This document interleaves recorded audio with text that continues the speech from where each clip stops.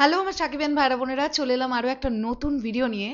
এই ভিডিওতে এমন একটা টপিক নিয়ে কথা বলবো যেটা আজকে সন্ধেবেলার পর থেকে সোশ্যাল মিডিয়া জুড়ে ঘুরে বেড়াচ্ছে, এবং এই পোস্টটি বিএমআর থেকে শুরু করে আরো বেশ কিছু ইম্পর্ট্যান্ট পেজ করেছে। আমি দেখতে পেলাম আপডেটটা এইরকম যে এই বছর দুর্গাপুজোয় আগুন বলে সিনেমাটা নাকি রিলিজ হওয়ার একটা সম্ভাবনা দেখতে পাওয়া যাচ্ছে। এখন এই বিষয়টা নিয়ে আমার কি মতামত সেটা আমি এই ভিডিওতে জানাবো। তোমাদের কি মতামত সেটাও আমাকে জানাতে কিন্তু ভুলো না।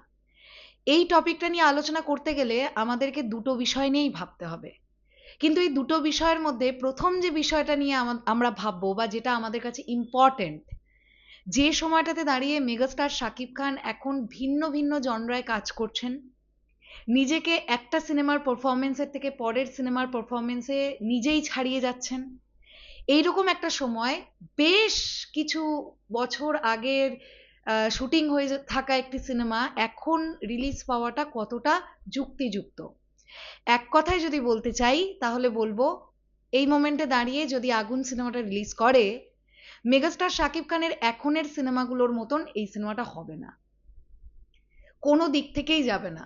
না মেকিং এর দিক থেকে যাবে, না এক্সিকিউশনের দিক থেকে যাবে, না প্রেজেন্টেশনের দিক থেকে যাবে, কোনোটাই হবে না। কারণ মাথায় রাখতে হবে এই সিনেমার ডিরেক্টর বদিউল আলম খোকন তিনি পুরনো দিনের একজন ডিরেক্টর।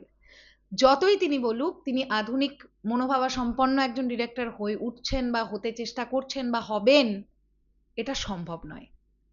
কারণ এখন টেকনোলজি অনেক উন্নত, এখনকার ডিরেক্টরসরা এখনের মতন করে ছবি বানাতে পারেন বা ভাবতে পারেন, যেটা কিন্তু কখনোই আমরা একজন ষাটোর্ধ্ব মানুষের কাছ থেকে এক্সপেক্ট করতে পারি না। কিন্তু আমি এখানে একটা বিষয় এটার পরেও বলতে চাই, যে প্রডিউসার টাকাটা খরচ করে লগ্নি করে সিনেমাটা বানিয়েছিলেন, সে তো চাইবেন দিন শেষে এসে তার টাকাটা যাতে ফেরত আসে, কারণ এটা তো একটা ব্যবসা, এটা একটা বিজনেস। প্রডিউসার টাকা লাগান, তিনি সিনেমাটা হলে চললে বা অন্যান্য জায়গা থেকে সেটাকে রিটার্ন করবার চেষ্টা করেন। তো এখন যদি আমরা এরকম ভাবে বেঁকে বসি প্রত্যেকেই যে আগুন সিনেমাটা যেন না আসে, এইভাবে ভাবতে গেলে কিন্তু প্রডিউসারের লস। বরঞ্চ আমরা এটাকে এভাবে ভাবতে পারি, আগুন সিনেমাটা আসুক, যে দর্শকরা মেগাস্টার শাকিব খানকে প্রচন্ড ভালোবাসে তারা আগুন দেখতে যাবে, কিন্তু মেগাস্টারের এখনকার কোনো সিনেমার সঙ্গে যেন ক্ল্যাশে না আসে। এইটা কিন্তু সবসময়ের জন্য চাইবো, তাহলে দশাটা হবে হচ্ছে বরবাদ আর অন্তরাত্মার মতন। অন্তরাত্মা আপনারা মন থেকে বলুন তো, খুব খারাপ সিনেমা, আমার কিন্তু একদম ফেলে দেওয়ার মতন সিনেমাও লাগেনি অন্তরাত্মা, কিন্তু সেটা বরবাদের ধারে কাছেও ছিল না বলে অন্তরাত্মা বিজনেস করতে পারেনি। সবচাইতে ভুল ডিসিশন ছিল বরবাদের সঙ্গে অন্তরাত্মাকে রিলিজ দেওয়া।